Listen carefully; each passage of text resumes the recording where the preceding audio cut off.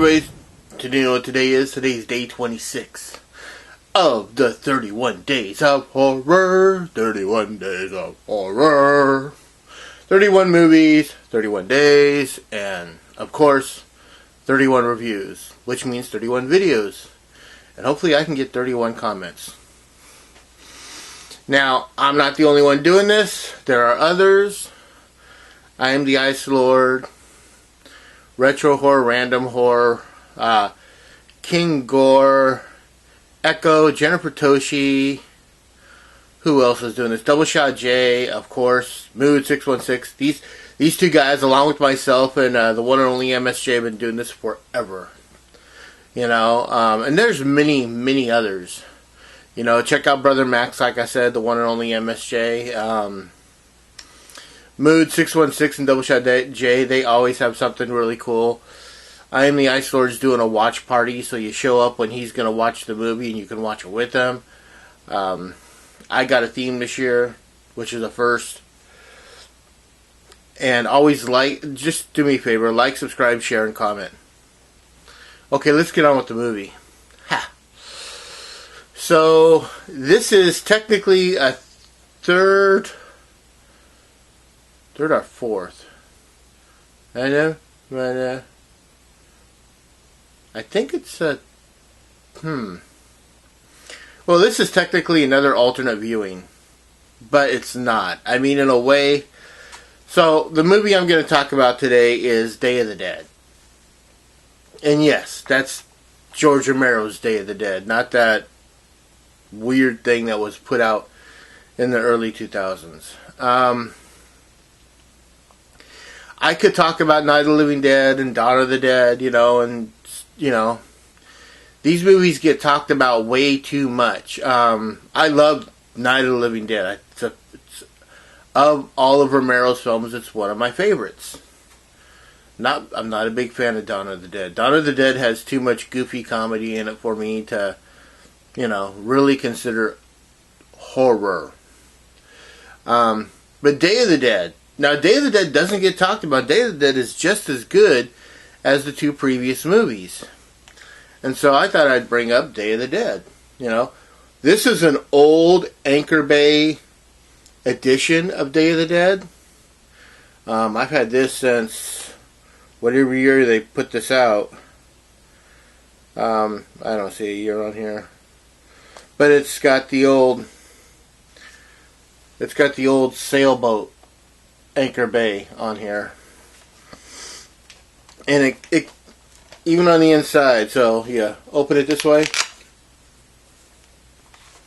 and then you got to be careful because it comes with notes by a big notepad that the notes belong to the doctor from the movie. So Day of the Dead came out in 1984, I believe it was. I saw it in the theater, so this and Nightmare on Elm Street, so Day of the Dead comes out, and it's the coolest thing ever because the nice thing about picking up here is with the Living Dead movies are the Day of the Dead movies and and stuff like that. You could pick up from anywhere and it would be a good story.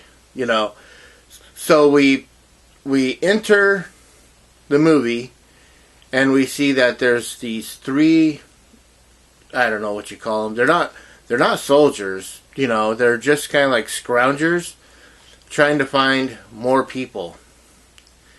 And all they're finding is more living dead. They get out of a helicopter. They're scrounging around, and I mean, there's even a live alligator in the opening scenes of this movie.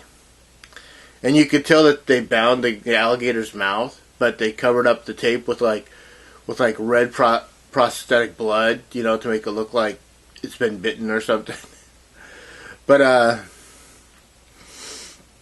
so they get back on the helicopter. They go back to their home base, and it's an underground lab, and what they used for an underground lab was they're like salt mines. You know, this is where they store like RVs and boats, and I mean, you could buy storage, and there's even in one of them, I'm not sure what state it's in, but like Sony Records has like all of their masters in one of the mountains.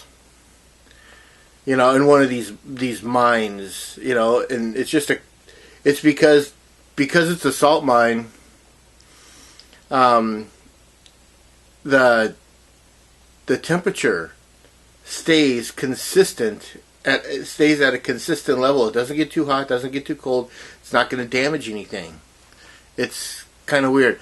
It might not be salt. It might be like lime mines or lime mines or something like that. But it's a mine of some kind, and it's just this big hollowed out hole. And they used it in this movie in Day of the Dead for the base, and it's kind of cool because you could just see them walking around. There's just giant carved out, you know, things. But let's get back to the movie.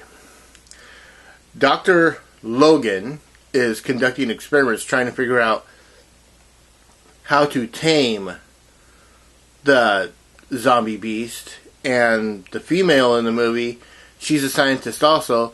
She's trying to figure out how to stop this outbreak, no matter what it was. And then you got the soldiers that are down there, and they're supposed to be there to protect the laboratory, but the place is being run by the soldiers are now being cared for by Captain Rhodes, and Captain Rhodes is a nut job. Captain Rhodes is looking to have his own little dictatorship. This is his own little slice of the world that he wants to run the way he wants to run it, and he's going to tell you what he's going to do. Gary Clark plays Sergeant Steele. It's a really this is actually one of my favorite movies, along with Night of the Living Dead. You got Day of the Dead. I just love this because the story's slow. It's a lot of them bitching and arguing for like about, I'd say 45 minutes until everything starts to happen. You know, and